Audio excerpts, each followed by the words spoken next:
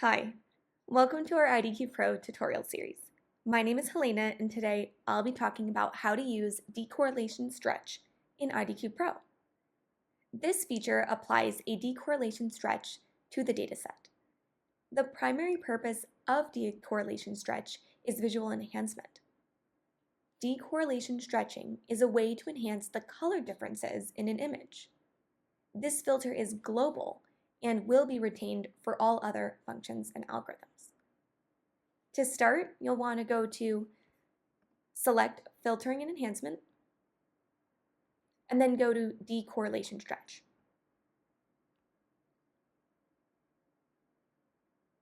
You can then visualize the resulting image after it is complete.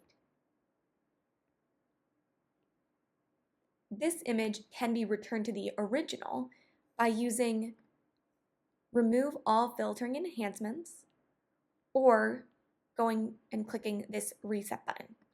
Note, the Reset button is global and will revert the process dataset back to the original dataset.